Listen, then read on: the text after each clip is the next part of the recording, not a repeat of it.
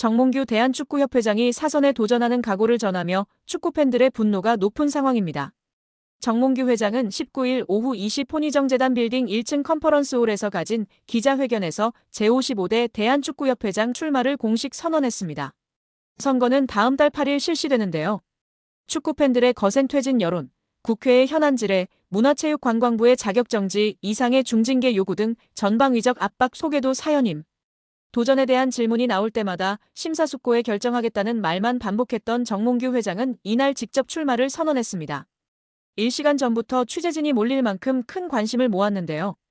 이날 기자회견에서 정몽규 회장은 대한축구협회장에 다시 한번 도전하기 위해 이 자리에 섰다며 지난 12년 동안 많은 분과 고민하며 대한민국 축구 발전을 위해 노력했던 사람으로서 회장직을 내려놓는 것은 책임을 다하는 것이 아니라는 생각을 했다고 충격적인 발언을 했습니다. 이어 저와 축구협회가 미진했던 것들, 잘못한 것들에 대한 비판은 가감없이 수용해 협회의 발전을 위한 자양분으로 삼겠다. 누구보다 큰 책임감으로 결자해지에 굳은 각오로 한국 축구의 미래를 위해 힘을 쏟겠다고 약속했습니다. 국민들로부터 신뢰를 회복하겠다고 다짐한 정몽규 회장은 과감한 개혁을 통한 축구협회 신뢰 회복, 한국 축구 국제 경쟁력 제고, 대한민국 축구 종합센터 완성, 디비전 승강제 완성을 통한 축구 저변 확대 등의 공약을 내걸었습니다. 또 축구협회의 신뢰 회복을 위해 국민과 소통하는 열린 행정을 펼치고 대한민국 축구 발전을 위한 협회의 지식과 자원, 성과와 기회를 공유해 모두가 함께하는 축구 생태계를 만들겠다고 강조하며 이를 통해 국가와 사회에 기여하는 축구 문화를 구축하겠다는 의지도 드러냈습니다. 대한민국 축구 종합센터를 축구 산업의 중심 플랫폼으로 완성하고 유소년, 지도자, 심판, 의무 트레이너 등 전문 인재의 과학적 육성도 약속했습니다. 한국 축구의 글로벌 경쟁력 강화 차원에서 2026 피파 북중미 월드컵 8강, 2026 아시안게임 금메달, 2027 아시안컵 우승, 2028 LA 올림픽 메달 획득을 목표로 설정했습니다. 승부 조작 등 비리 축구인 사면 시도와 홍명보 축구대표팀 감독 선임 개입 의혹 등 숱한 논란 속에도 정 회장은 선거에 출마할 자격을 얻었는데요. 대한체육회 스포츠공정위원회는 지난 11일 정 회장의 사선 연임 도전 신청을 승인했습니다. 체육회 규정에 따르면 회원 종목단체 임원은 한 차례만 연임할 수 있습니다. 하지만 재정기여 또는 국제대회에서의 성적, 단체 평가 등 성과가 뚜렷한 경우에는 3선 이상에 도전할 수 있다는 예외 조항이 존재합니다. 정 회장은 예외 조항을 적용받으며 사선 도전의 첫 번째 관문을 통과했고 이날 공식 출마를 선언하기에 이르렀습니다. 정 회장은 지난 2013년 1월 치러진 선거에서 다른 3명의 후보를 제치고 당선돼 처음 축구협회장이 됐는데요.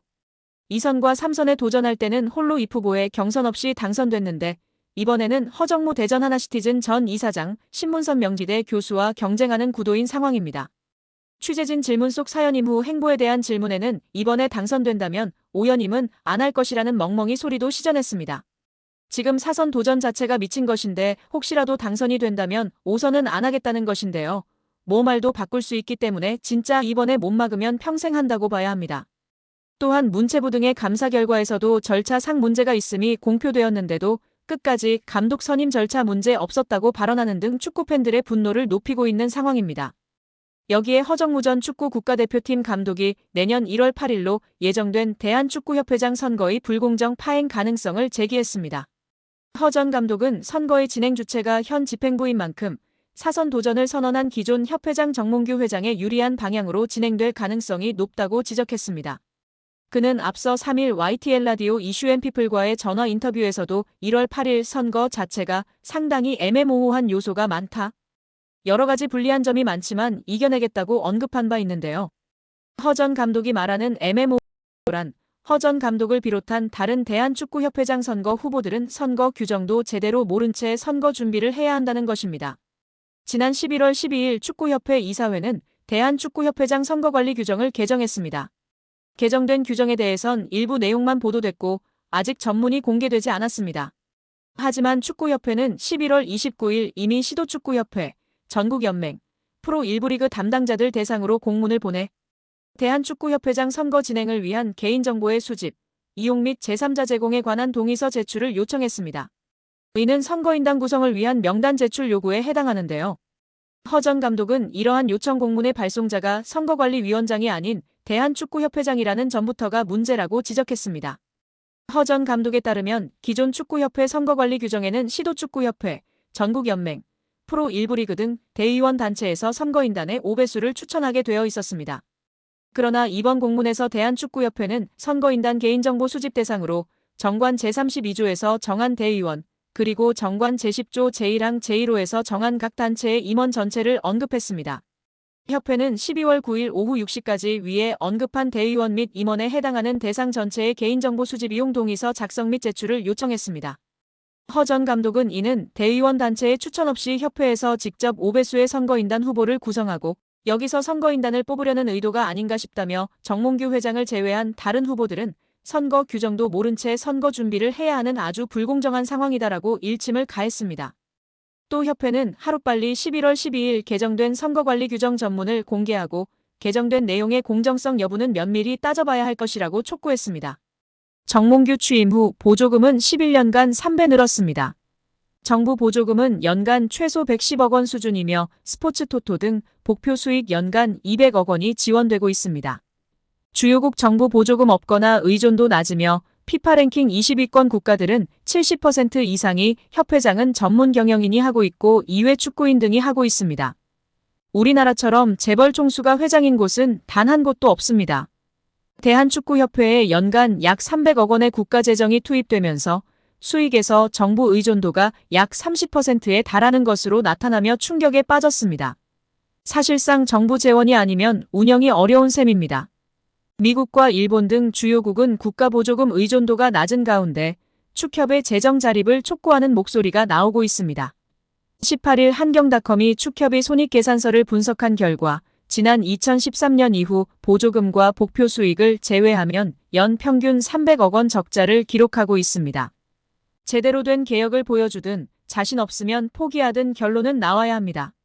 그렇다고 문체부의 감사가 맹탕은 아니었습니다.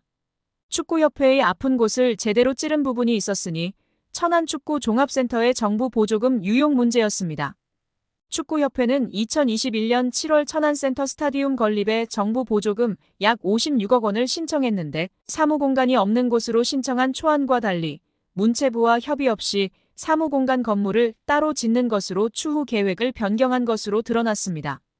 문체부는 축구협회가 굳고 보조금을 사실과 다르게 거짓으로 신청했다고 규정하고 보조금을 환수하는 것은 물론 보조금법에 따라 최대 5배의 과징금을 물릴 방침입니다. 이렇게 되면 축구협회는 최대 300억 원에 이르는 돈을 부담해야 하는 처지가 되는데 천안축구센터 건립을 위해 하나은행과 615억 원 한도의 대출 계약을 약정하는 등 이미 막대한 채무를 지고 있는 축구협회의 재정 상황에서 결코 가볍게 볼 일이 아닙니다.